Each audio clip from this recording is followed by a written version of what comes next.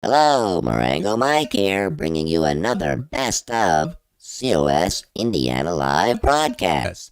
So settle back and enjoy. We'll see you all back here again next week.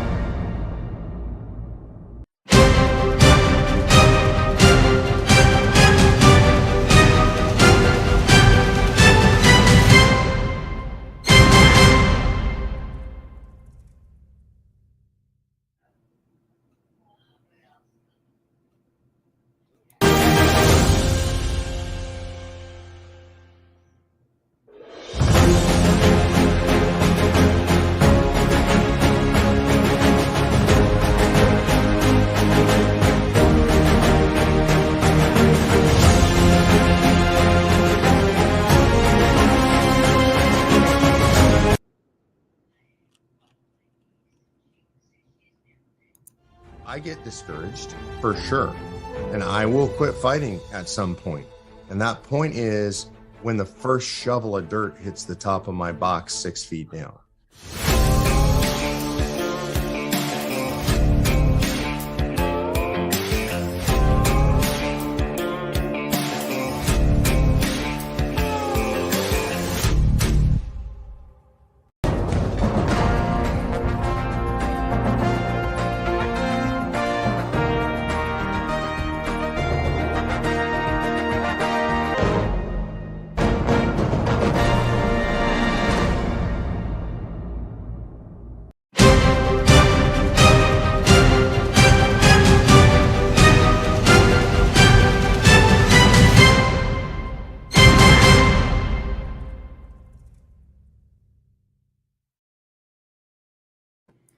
Good evening, everyone. Welcome to COS Indiana Live.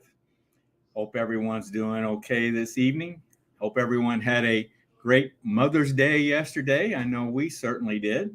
So glad to have you on board this evening. And I want to get right to bringing on my co-host, Ken Kashuba. Hello, Ken. Hello, Dale. How are you? Just fine, just fine.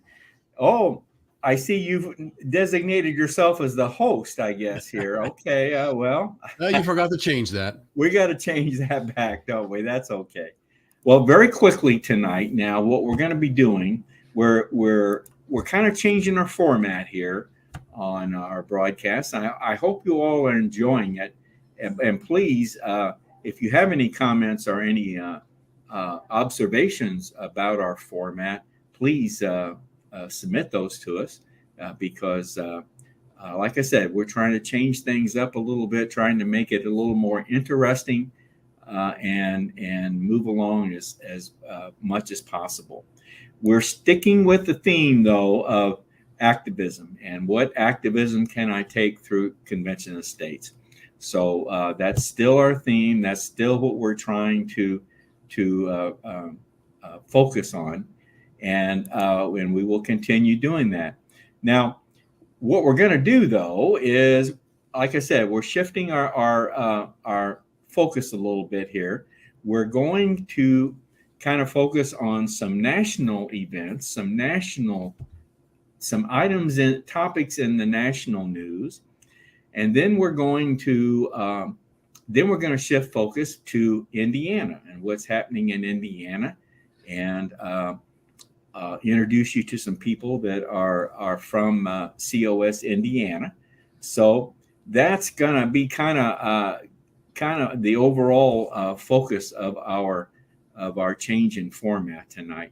And as far as we'll get into that very shortly here. So Ken, I think I might also mention that our special guest tonight is Debbie Stewart, and Debbie's going to be coming on. She'll be in the Indiana focus part of our broadcast tonight, and in the national part of our broadcast, we've got two great volunteers here in Convention of States, and Brandon Garrett and Gary Harbaugh. Brandon's going to be talking about the southern border. Ooh. That's been in the news, hasn't it, Ken? Well, in some news, in some areas of the news, it's in there. Some news, yes. Well, and Gary is going to be talking about the debt ceiling. Now, Wow. that's been in the news too. So I'll tell you. One area going up, the other one being torn down. I don't know what we're going to do here. We've got some things to talk about tonight. And then Debbie, now when we bring Debbie on, Debbie's doing a constitutional literacy segment for us tonight. And she's going to be talking about international law. So jam-packed schedule tonight, Dale. we do. So let's get going here and see if I can get all my things lined up. Buttons in a row. I want to, we're going to bring Brandon on here very soon.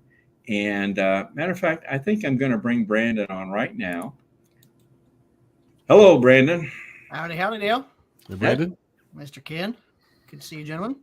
You Brandon is one of our region captains. Just recently got appointed to region captain position.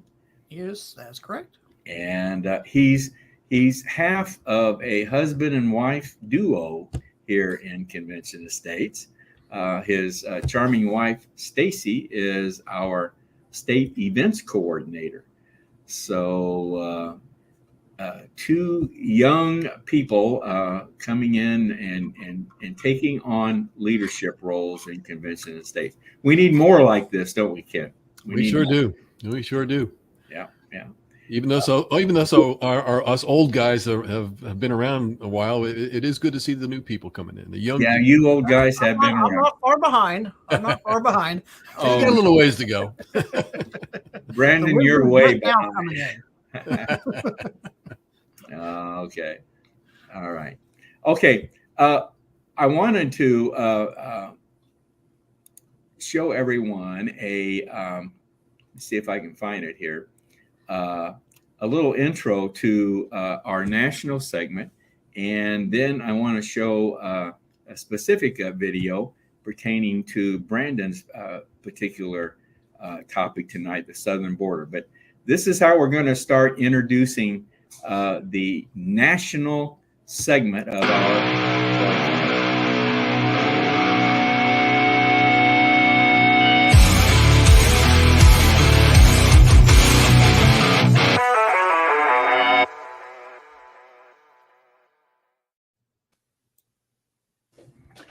Well, that'll catch your attention, won't it? Yeah, bringing the heat. I like it. Should be awakened by now, that's for sure. Well, let's get into what Brandon wants to talk about tonight. Brandon, did I hear you say that when you speak on topics like this, you call this Brandon's beef? Is this what you? Is this? Well, yeah, we could. I guess that's a little tongue-in-cheek little thing you can call it, since it's a little bit of a rant, right? That's right. John's got his journal. I guess I can have my beef. So I got plenty. Trust me. There you go. Okay. Well, The question is, Brandon, do you like it well done, medium, or rare? It should be brown it, turn it over, brown it, put it on a plate. There you go. Okay. Holy smokes. Now you know how it's coming at you. Now you know right. about Brandon's raw, beef. baby. Raw, baby. Oh my. All right. Brandon, I want to kick off your segment with a little clip here. This is a promo clip that Ken created to be used for promotion on various social media platforms, but I thought it was appropriate for what you're going to be talking about this evening. So let's take a look at this. It's very, very short. In a matter of days. We could have a secure border in a matter of days. 100% secure, might be a little tougher. Got to get the infrastructure in place, got to get a wall in place. But if you change policy, which you could do with the stroke of a pen, with the leadership, you could change the policy, you could have a secure border immediately.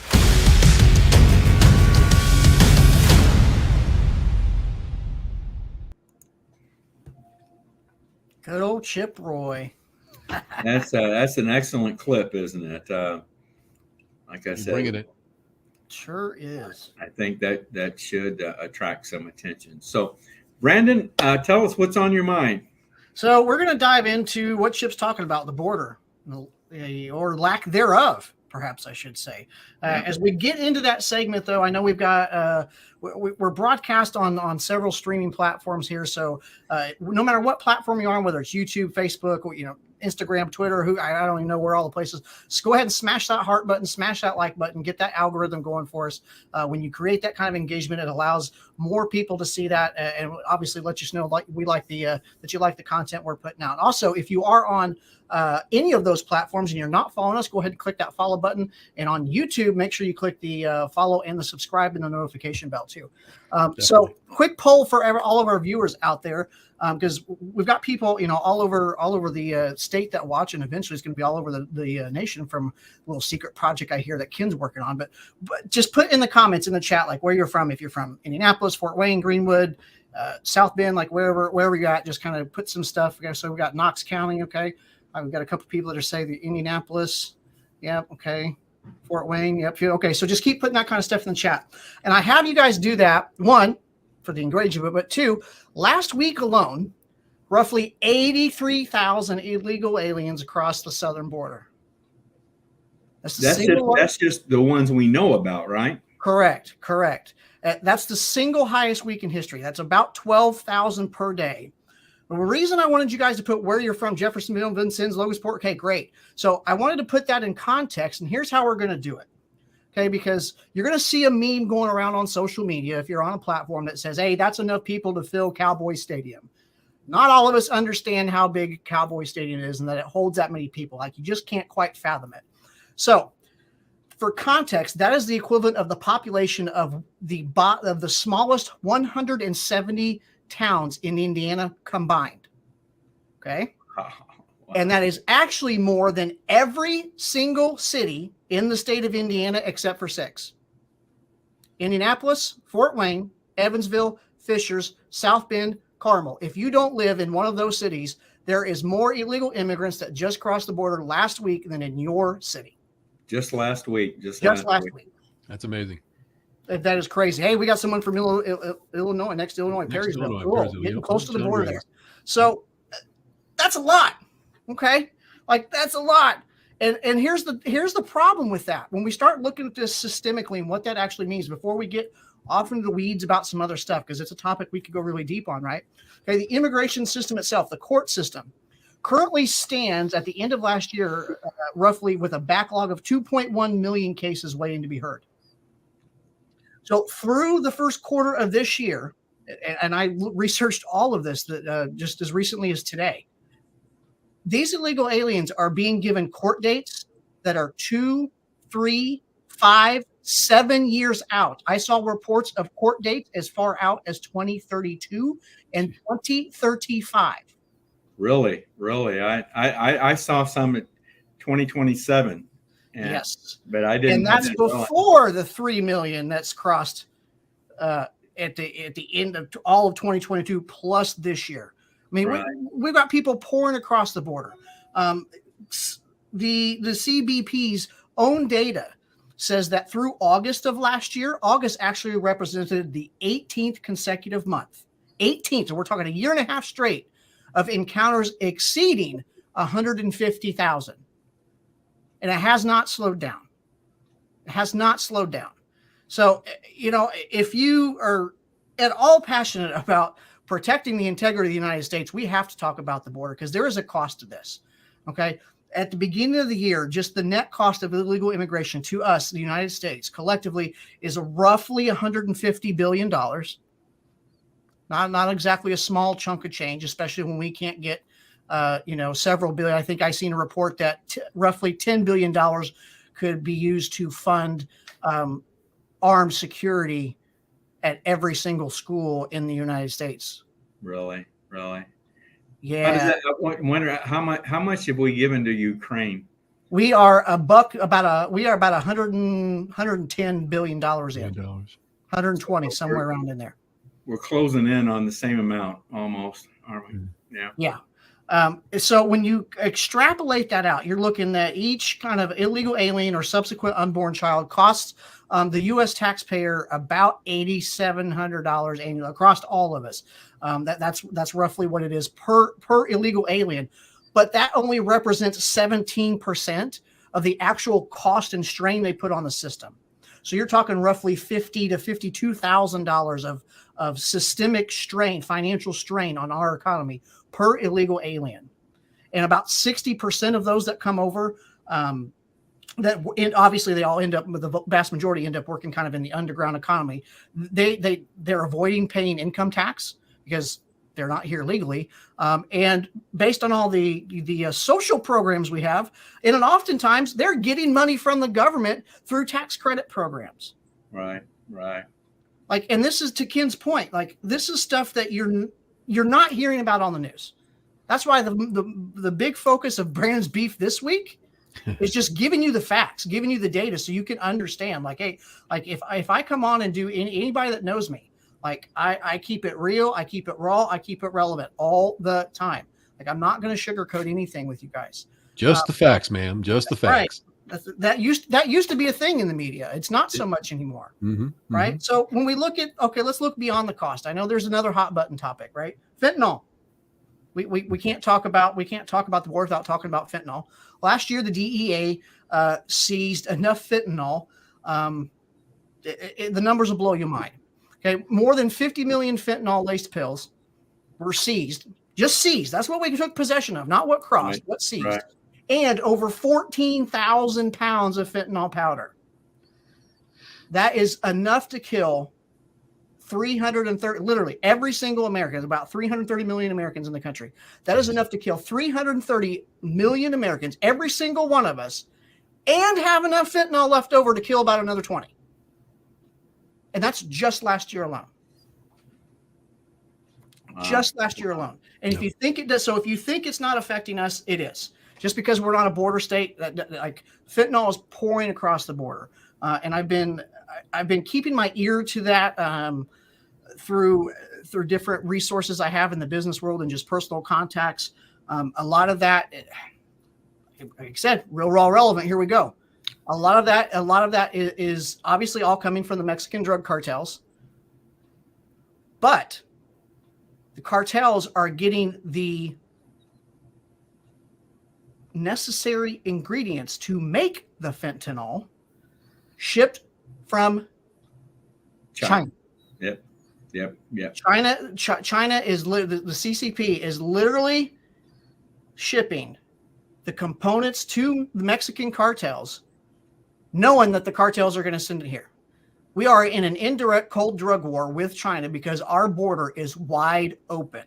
Simple invasion. Yep. Simple invasion. I'm glad you said that word, Ken. You read my mind, sir. Yep. So I put all of that, and we've just barely grazed the surface of the immigration issue. But I wanted to start with all that one, so you guys have the information. Take that, call your Congress, call your representative, call your senator, blow up their email, blow up their phones, and say, hey, what are you doing to get the administration on board with closing our border? Squeaky wheel gets the oil. We have to have it done. But here's the biggest reason why I give you all of that context. Okay, I kind of moonlight as a Constitution coach. I just got my Constitution coach certification not too long ago from Patriot Academy. And this border crisis is a constitutional crisis, and here's why. Ken use the magic word, invasion. Article 4, Section 4 of the U.S. Constitution states, the United States shall guarantee to every state in this union a Republican form of government, not GOP, okay, not that kind of Republican. We're talking about a constitutional republic, and that gets into the terminology of them trying to say we're a democracy. That's a beef for another day. Right. But every state in this union, a Republican form of government, and shall protect each of them against, what was that word, Ken? Invasion. And on the application of the legislature or of the executive against domestic violence. Yeah. They say that every person knows somebody in their family that has Alzheimer's. How long will it take before every person in the country knows somebody in their family who has died from fentanyl? That is a very, very valid question. And we are at this rate, we are probably 18 to 24 months I'd say from at least a second or third degree separation from a fentanyl overdose. Yeah. Well, isn't fentanyl officially the leading cause of death in the country now? For certain age groups, yes. For certain age groups. For the teenage to, I can't remember the exact range, but like the late teenage to like 30-ish, it is the number one cause of death in the United States. And still, all the numbers that you've given out, Brandon, which are very, very informative. Am I correct in saying these numbers are based on what we know? That is correct. What we don't know, that's scary. Is also the scary part, and how much worse it probably is because of the gotaways and what we don't know. Exactly right. And the founders did that as a way to guarantee each state of the union was protected against invasion from foreign nationals. Like, we didn't even talk about that. It's not just people from South America that are pouring over the border. We have communist Chinese nationals that are pouring in. Just last week, they've caught people connected to ISIS. This is a huge issue. It's designed to prevent that invasion from drug cartels, from this uncontrolled, just completely out of control. Well, Brandon, a question I have, that with the research you've done, why in the world are we allowing Chinese police stations in our country? What is the purpose of a Chinese police station? That is a very interesting rabbit hole we can go down sometime. That's a whole nother Brandon beef. That's another whole round table, sounds like. Yeah, right. We may even have to send out tinfoil hats to everybody so we can have that conversation. You never know. But, simply at the end of the day, because I know you guys got other guests, and it looks like we've had great participation in the chat, guys. I see Scott, I see Dale, Connie, everybody. Thanks for that. Remember, smash that heart button, smash that like button every time you see us on the broadcast. But plain and simple, if we can't control our borders, we can't defend our national sovereignty. Mm-hmm. It really is that simple. Like, we cannot say we are the United States if we cannot even defend our borders. And I would challenge all of you, call your state representative, call your senator, get them on the horn about this. This has to be a topic that we talk about, because I guarantee you, all these people on the left that want open borders, it's only to their benefit. It's going to dilute the voter pool, because they're going to give them all amnesty. Then they're all going to want to vote Democrat. Like, that's the bigger nefarious purpose. But I guarantee you, every single one of them lock their doors at night. Right. I guarantee you, a vast majority of them live in a gated community. Yeah. Right. Think of that what you will. One of the things I heard initially too, Brandon, was that one of the initial plans of letting just these hordes of illegal immigrants into our southern border, and predominantly Texas, was because they wanted to turn the state of Texas blue. Yep. And it's a perfect plan to do it. Yeah. So you're absolutely right. When you think about the sheer number in the last 2 or 3 years, I mean, we're talking probably north of 5 million, 6 million in the last 3 years. Even if only a third, actually go through the process. Well, they don't even have to go through the process, because some states are going to start allowing them to vote and all kinds of other stuff. They're all going to vote Democrat. That's enough to put the election out of reach for conservatives. Just something to think about. Get on those phones. Yeah. Thanks for having me on, guys. All right, Brandon. Thank you, Brandon. Thank you. Good stuff. All right, Ken. Well, that was raw. That was beef raw. But that was very good. And Yep. we're gonna try and do more and more of this type of thing. Mm-hmm. So now, speaking of something very raw, we're gonna bring Gary. I'm just kidding. We're gonna bring Gary Harbaugh on here, and Gary's gonna be talking about another issue very much in the news today, and that is the debt ceiling. So let's bring Gary on here. Hello, Gary. Hello, guys. Hey, Gary. Thanks for having me on. Good to have you. Good to have you tonight. Now, Gary, your topic this evening is the debt ceiling. Now, I can't imagine what could be the possible problem with that. We just always just expand the debt ceiling, right? And we just move on. So I'll let you address that if you want to take a shot at that. Yeah. If you want to put up that debt clock, Dale, I think that'd be. Do we have to look at that? Do you think? Okay. I think you should look at that while I talk. Now you should. I think you should preface that, Gary, that with a warning that if you've got young children in the room, they should not. You should close their eyes. They should not look at this. They'll start crying if they realize their share of this debt. What they're going to be responsible for, actually. Yeah, that's exactly right. You want me to make that larger? Sure, make it larger, and then I'll start my little. Okay. Well. Then the three of us will disappear on this, but we haven't gone anywhere. We'll still be there. Yeah. There we go. Raising the debt ceiling.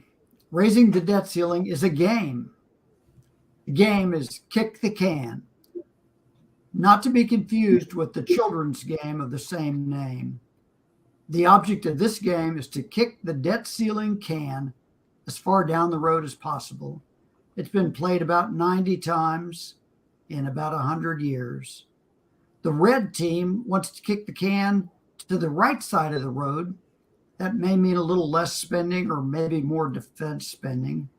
The blue team wants to kick the can as far as they can to the left side of the road, which could mean more social spending or just more spending of any kind, or maybe cuts to defense spending.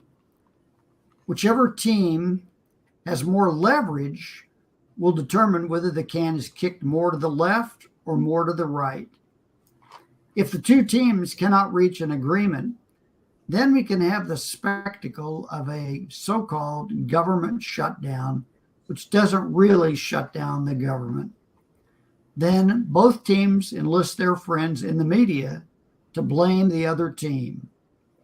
Whoever is perceived to be winning the blame game will come out on top. Some of you may have thought that government was here to do things like solve problems.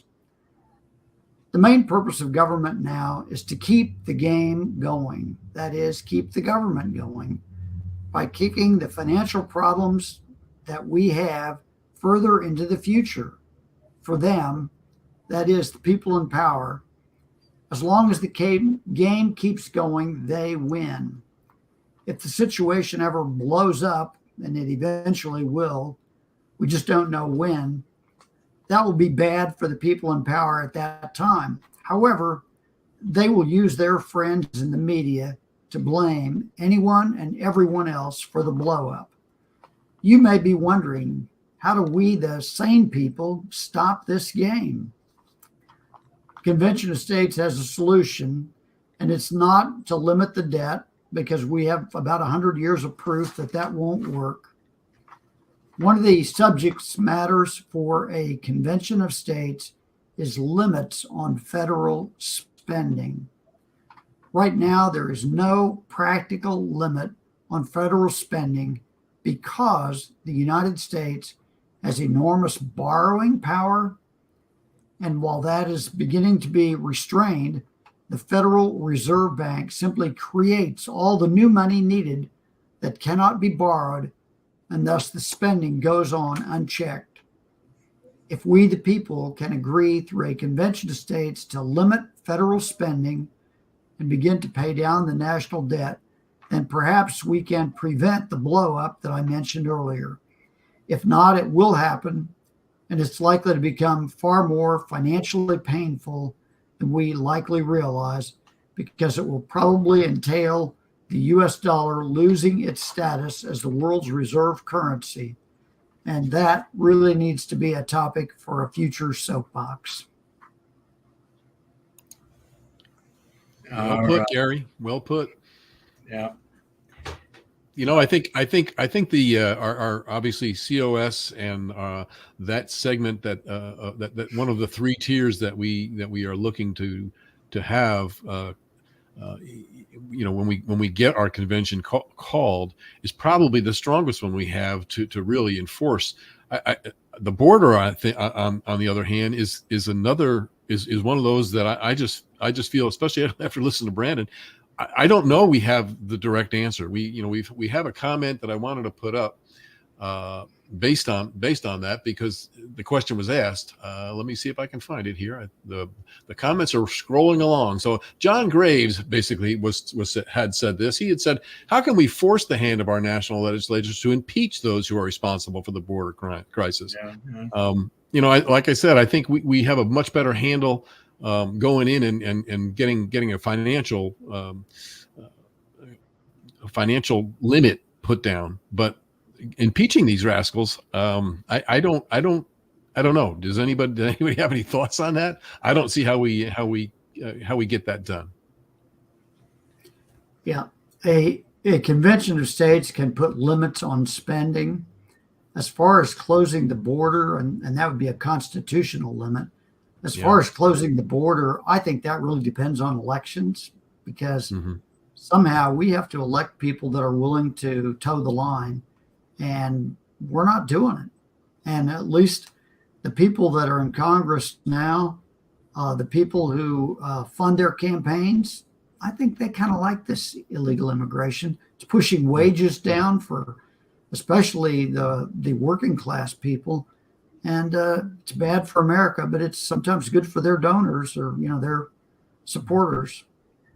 I agree. I think there's benefits being realized here.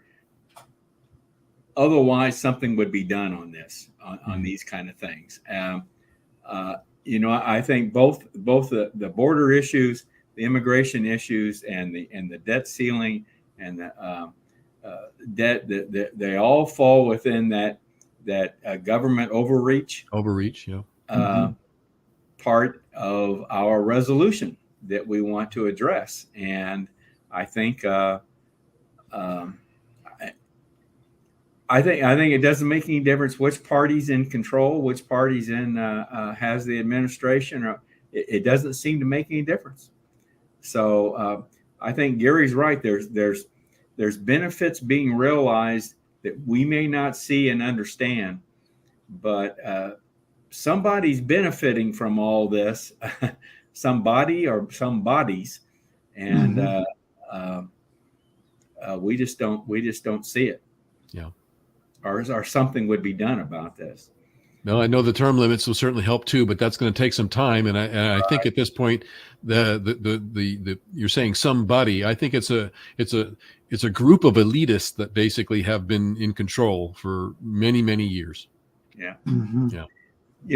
Gary, I can remember we were chatting before we started the broadcast tonight. We were chatting about the debt clock. I can remember clearly when I came into COS, came in after the Bush administration, and the Bush administration racked up $5 trillion in national debt, and we thought how terrible that was. Then Obama doubled that. And it's gone up every year thereafter, to where we're now over $31 trillion in debt. I don't know how I don't know how people live knowing that. Like I said, there's got to be some people benefiting from this. There's got to be some benefits somewhere. Well, there are certainly benefits from the spending. Every dollar of federal spending benefits somebody. And if there's ever discussion about really cutting any spending, the news media goes out and finds some sob story about some person who's going to be hurt. And it's, we're balancing the budget on the backs of the poor, or the this or the that. And, the political will is just attacked anytime there is serious talk about reducing spending. And so that's why we have to have a limit, so that Congress has to set priorities and give the spending to the things that have priorities, and the things that are not priorities just simply going to have to be we can't spend that. Gary, I did like your analogy of the red team and the blue team, and which direction the can goes, and I thought that was very, very good, and this thing about government shutdown and when they talk about our government defaulting, that's just scare tactics. Fear mongering, yeah. Fear mongering is a big tool that's being used in everything. It always is. It always is. Yeah. I remember in the Rush days, whenever this occurred, Rush would really harp on it, and I thought he explained it very well as to what was really going on. But yeah, I remember those times with him. Well, I think what's become evident just in the last couple of years is, and it's compounding the whole situation, is the fact that I think we've all discovered that we have a two-tiered justice system in this country. And until we get that fixed and are able to literally start putting some people in jail, this is not going to stop anytime soon. No. All right. We need that. Gary? Say that again, Gary. What'd you say? We need a convention of states.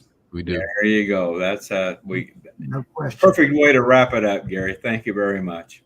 Thanks, Thank Gary. you. Good to see you.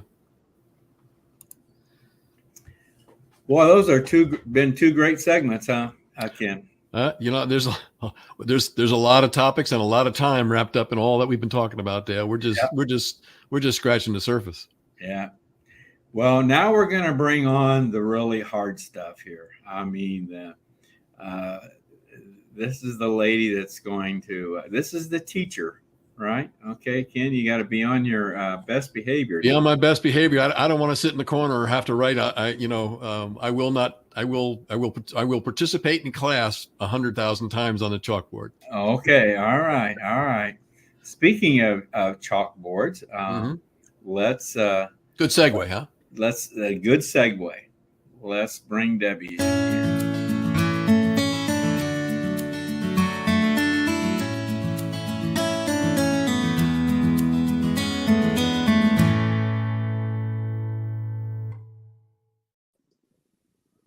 There she is. Hey there. I have to give you more homework, Ken.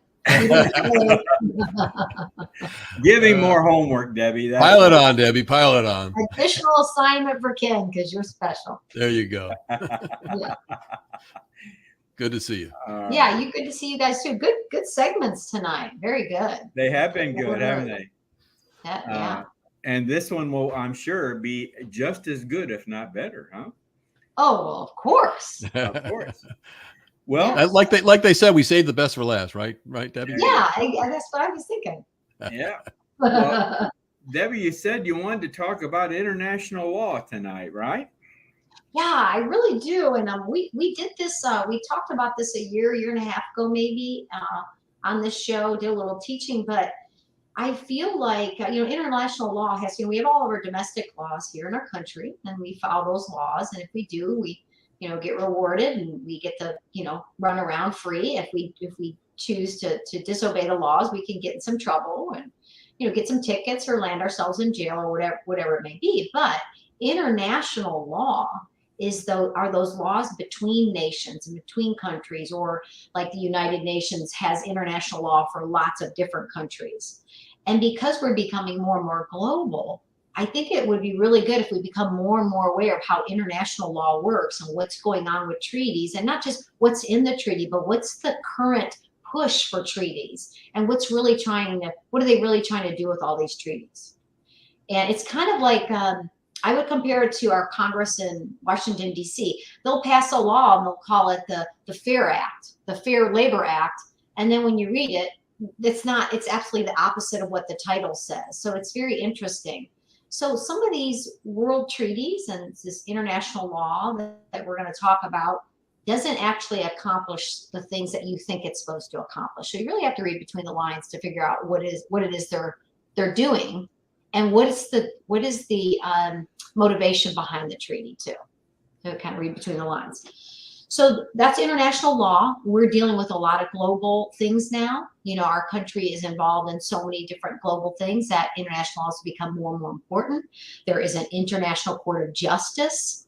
And, you know, if you're supposed to follow these international laws, and if you don't, you can go to court. But right now, this International Court of Justice is not doesn't always have a way to force you into obeying, you know, the international laws or treaties.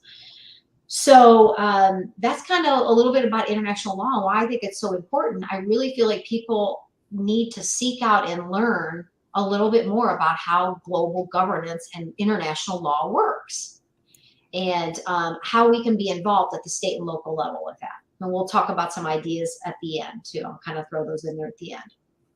But Debbie, I did want to ask, is Hunter Biden involved in international law?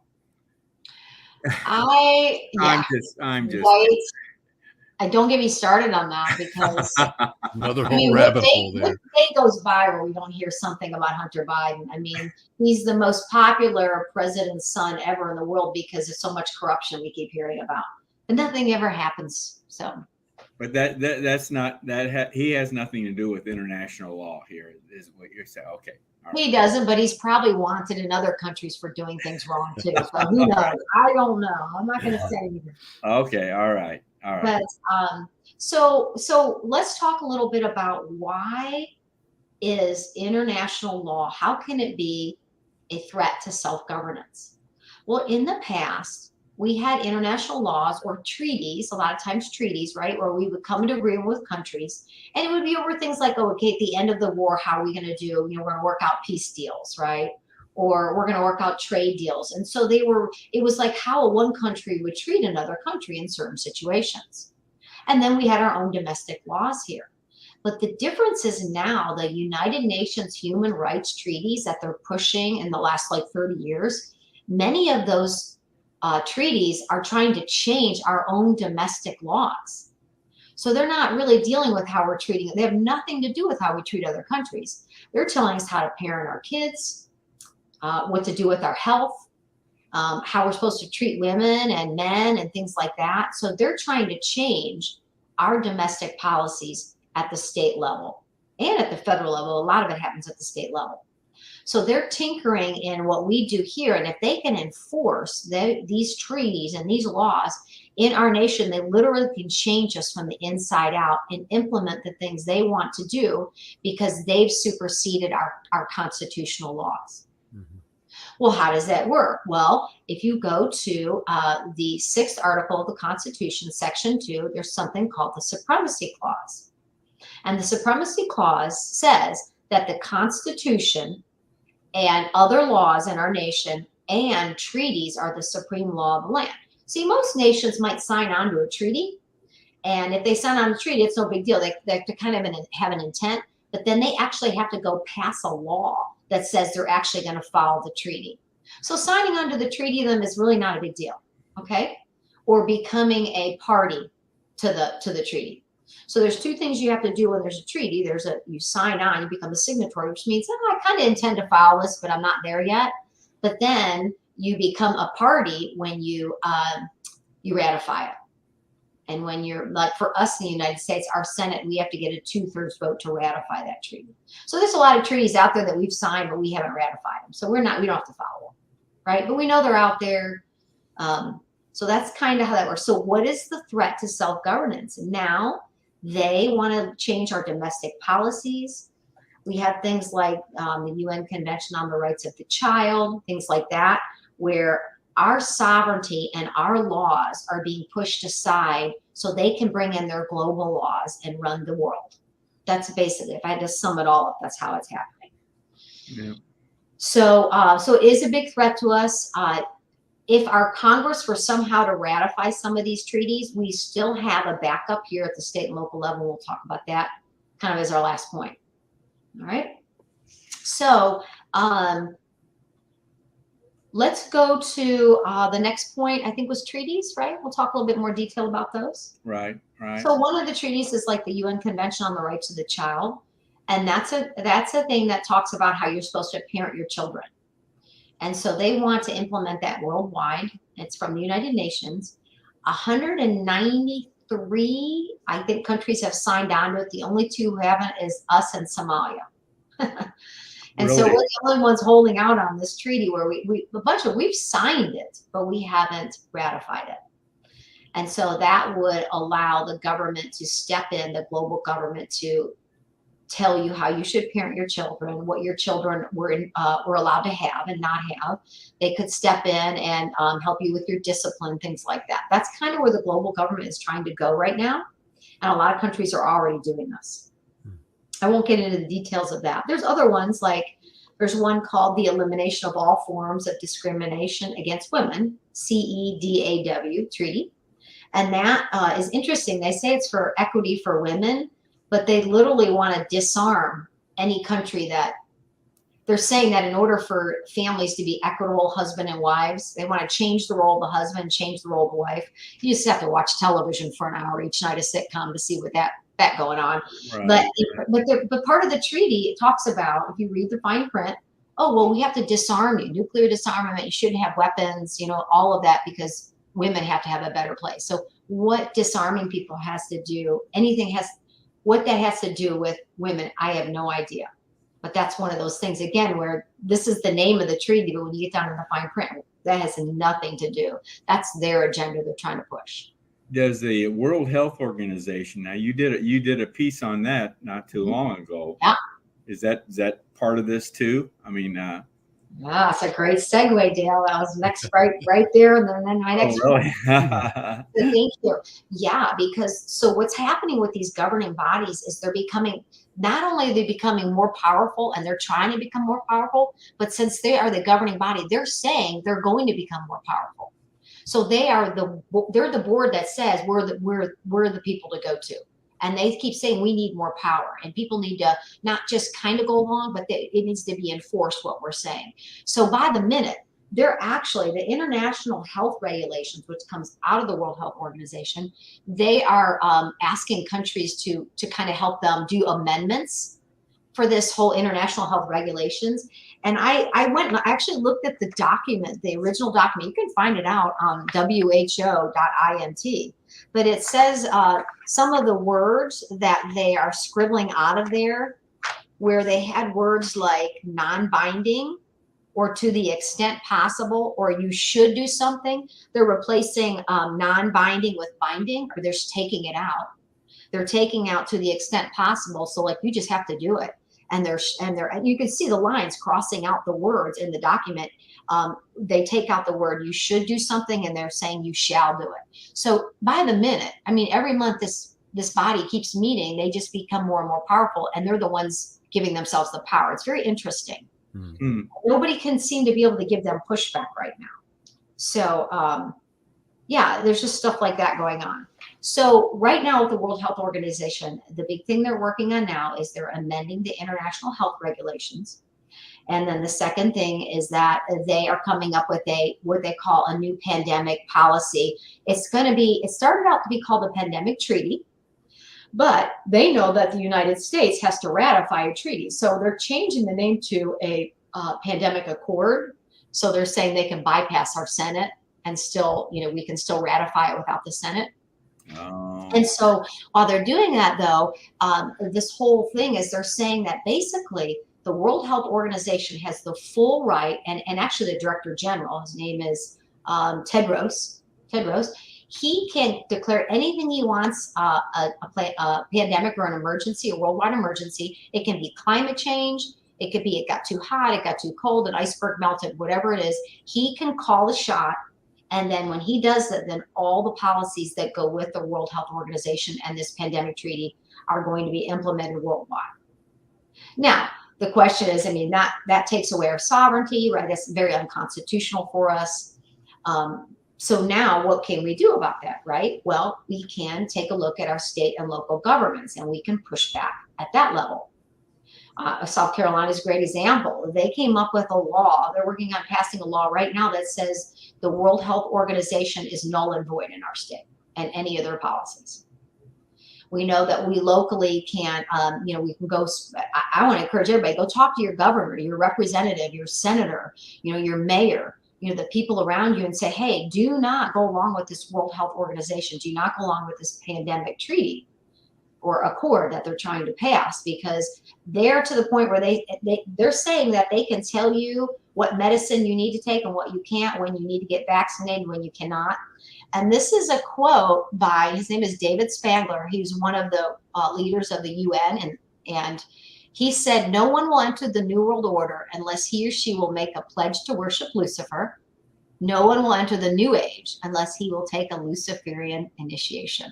Really? Oh, gosh. I mean, it's right in the Bible, but this guy's just coming right out and saying it. I think they kind of pushed him aside, like they didn't. I think they didn't want him saying that, but the quote's out there now. He said it, and we know what's going on there. But it all ties into the Bible too, right? Mm-hmm. But we can push back at our sheriff is, he puts his hand in the Bible and swears an oath to our Indiana state constitution, and our sheriff is strong.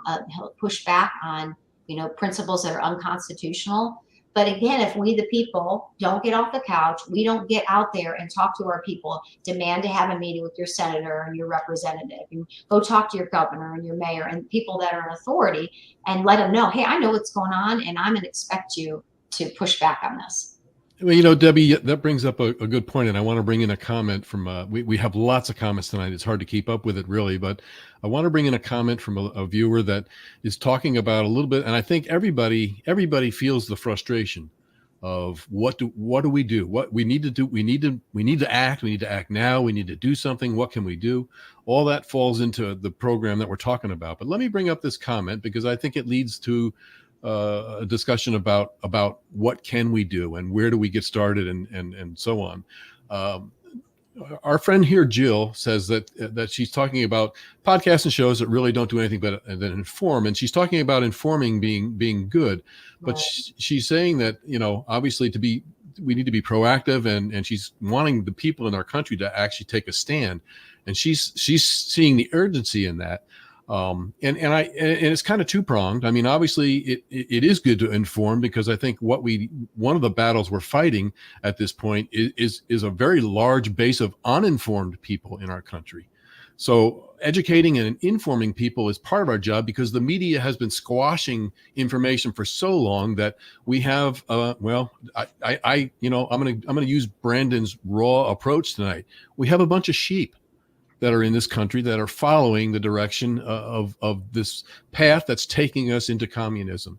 So I bring this comment up as you mentioned, one of the ways of getting involved, obviously, is we have to be heard.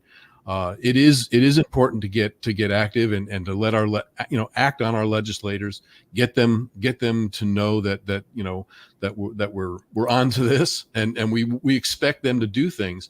But I don't know if you've got any other comments. I mean, I wanted to bring that comment in because I thought it was important that we talk about the urgency. And again, we're asking people to get involved with Convention of States as a way to get active. Right. And obviously that's a right now it's a bigger picture to get to the convention. But in the meantime, there are things we can do, and we do need to, in order to grow these ranks and do something, we need to grow our ranks bigger, and we have to be heard and inform and educate. So it all kind of is intertwined, I think. But if you got any follow up on that, I wanted to bring that in. And she had another comment, which I'll deal with, when we're done with your segment. But that was one that I thought should be brought up. Yeah, that's a great comment. She's right. There's such an urgency right now. The purpose of information is for transformation, because if not, it's just information. So we inform people so they take it and they go make change. But we all have to play our part. We have to do that. We have to be willing to go out and talk to people, and to push back on people and say, hey, I'm not voting for you if you're going to do this, those kinds of things, and meet with those people that are in authority. And the more and more of us that do that, the more they're like, wow, they're watching what I'm doing. They're paying attention to things. And your comment about communism, if you go out and look at the list of United Nations organizations and who the heads are, China's in a lot of the head positions. And these guys, if they're not from China, they're tied. Like this Tedros guy, he's a diehard CCP guy. He's a sworn member of the CCP. He's leading up the World Health Organization. And so, I see a pattern here. These people, So that was a great comment. And not only that, but I think by the end of this month, there are going to be some decisions made by the World Health Organization. And their plan is to implement this pandemic treaty / accord a year from now, May of 2024, like implement the whole thing. And if you think about it, next year is an election year. What's been happening in election year? So we could probably expect some kind of another pandemic that's coming down the road. Sure. I mean, none of us knows for sure, but I sure see signs of it. Yeah. But I will say this, Senator Johnson did introduce legislation, Ron Johnson from Wisconsin, to protect the American sovereignty against the World Health Organization. And basically, which is so dumb, but we have to do it, he's introducing the No WHO Pandemic Preparedness Treaty Without Senate Approval Act. Like they shouldn't be allowed to do a treaty without Senate approval anyways. But it's sad, but he's doing the right thing. He's saying, we are not going to do that without Senate approval, which is what our Constitution says anyways. But so many people just say, our Constitution isn't, good anymore. We are a constitutional republic, so we do run by the Constitution. Right. So, Jill,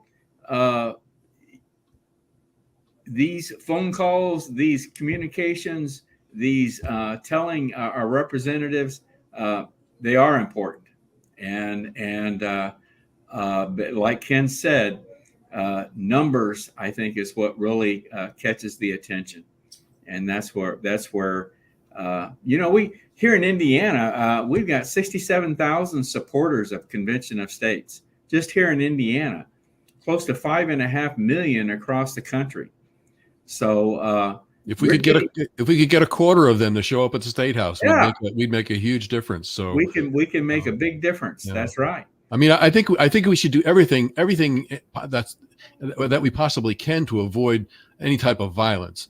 Obviously, that's not where we want to go. We're not talking. We don't want to go down that road. Yeah, but at this point, the only way that I see to really counteract that is to get the biggest grassroots army available in the country to basically stand up and say, we've had enough, and it's not going to go any further.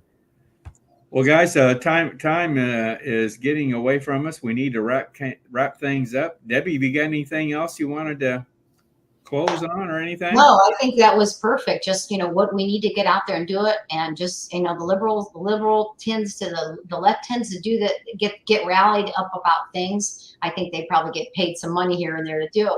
Conservatives want to do it because they care about it. But we just need to keep trying, keep pushing, and never give up. There you go. Debbie, thank you very much. Hope to have you back in June sometime. So don't go away. Sounds good. We'll see you then. Thank you. Right. Good to see you. Always good to have Debbie Stewart on. Ken, judging from the number of comments that I see up here, this is a record broadcast. I think we're talking about record topics here. Yeah. This is a record broadcast as far as comments are concerned. And so you've been busy tonight monitoring those. So we've had some help. Brandon's been helping there in the chat room, so it's good to have some extra help tonight because it was extra busy. But I think it was there were some important points that were made, and again, we want to do more than just inform and educate. We do want to get people involved. Coming up on the 29th, the Monday following the roundtable, of course, is Memorial Day. And so, Ken, we're going to have to line up, since it's a holiday, we all want to take advantage of the holiday. So we'll be lining up a best of broadcast, one of our better broadcasts. So, Ken, we need to get working on setting that up. Okay. Maybe this one ought to be maybe we ought to replay this one. I don't know. Could be. Yep. But anyway, so everyone keep that in mind that on May 29th, Memorial Day, that will be a best of COS Indiana Live. Well, Ken, I think that's it. Time-wise, I think we're right at the end here. So, ladies and gentlemen, I want to thank you all for joining us this evening. I hope you have enjoyed it. We have certainly had like I said, we've had a record evening here this evening. So I hope it seems to me like a lot of people enjoyed our broadcast, and we'll try and do more of what we've done tonight. So, And like Brandon said, hit that like and subscribe buttons and get our program out there. there you go. All right, everyone. Have a good evening. Good night. Good night, Ken.